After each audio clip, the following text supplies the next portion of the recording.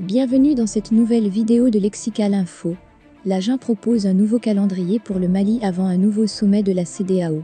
N'oubliez pas de vous abonner à Lexical Info juste en bas de cette vidéo. La junte au pouvoir au Mali a soumis, samedi, à la Communauté économique des États de l'Afrique de l'Ouest, CEDEAO, une nouvelle proposition de calendrier pour rendre le pouvoir aux civils. Les dirigeants ouest-africains se réunissent à nouveau, dimanche, pour un sommet aux lourds enjeux, avec l'éventualité de durcir ou non les sanctions contre la junte. Vers une évolution de la situation au Mali, les dirigeants de la CEDEAO se réunissent à nouveau à Accra, dimanche 9 janvier, à ce sujet. Ils pourraient durcir ou non les sanctions face à une junte qui, après avoir envisagé de rester au pouvoir 5 ans de plus, a proposé à la dernière minute un nouveau calendrier. Le chef de la junte, le colonel Assimi Goïta, a dépêché samedi 2 ministres auprès de la CEDEAO. Dans le souci de maintenir le dialogue et une bonne coopération avec la CEDEAO, les envoyés maliens ont présenté une nouvelle proposition de calendrier au président en exercice de l'organisation. Le chef de l'État ghanéen Nana Akufo-Addo a rapporté l'un des deux émissaires, le ministre des Affaires étrangères Abdoulaye Diop. Il n'a pas précisé de durée. Mais cette démarche visait à l'évidence à apaiser le courroux d'un certain nombre des chefs d'État et de gouvernement avant leur sommet. La junte demandait initialement, jusqu'à 5 ans, un délai a priori inacceptable pour la CEDEAO, et paraissant appeler immanquablement de nouvelles sanctions.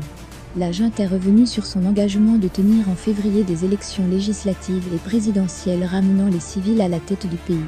Les autorités de transition disent ne pas être capables d'honorer cette échéance. Elles invoquent l'insécurité persistante dans le pays, en proie aux violences de toutes sortes, djihadistes, communautaires, crapuleuses, et la nécessité de réformes, comme celle de la Constitution, pour que les élections ne souffrent pas de contestation à l'instar des précédentes.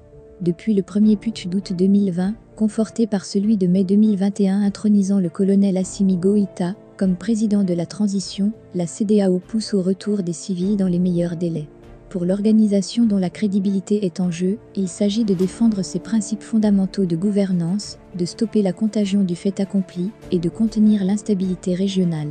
Un calendrier étalé sur 5 ans ramènerait 1 an et demi en arrière. La CEDEAO réclamait alors un retour des civils sous 12 mois. La junte demandait 5 ans. La CEDEAO avait transigé à 18 mois, avec des élections en février 2022.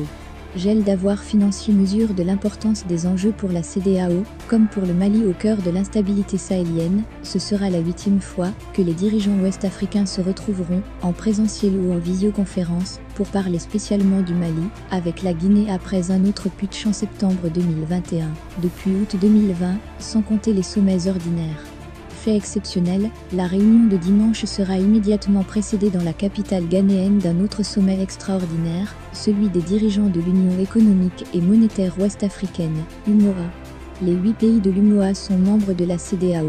Ce sommet avant le sommet est considéré comme augurant d'une possible action concertée et peut-être de sanctions économiques.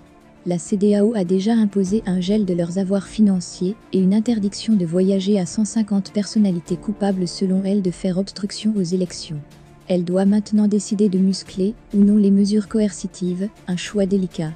Lors de leur sommet du 12 décembre, les dirigeants ouest-africains avaient brandi la menace de sanctions économiques et financières supplémentaires. En août 2020, la CEDEAO avait suspendu le Mali de tous ses organes de décision, suspension toujours en vigueur.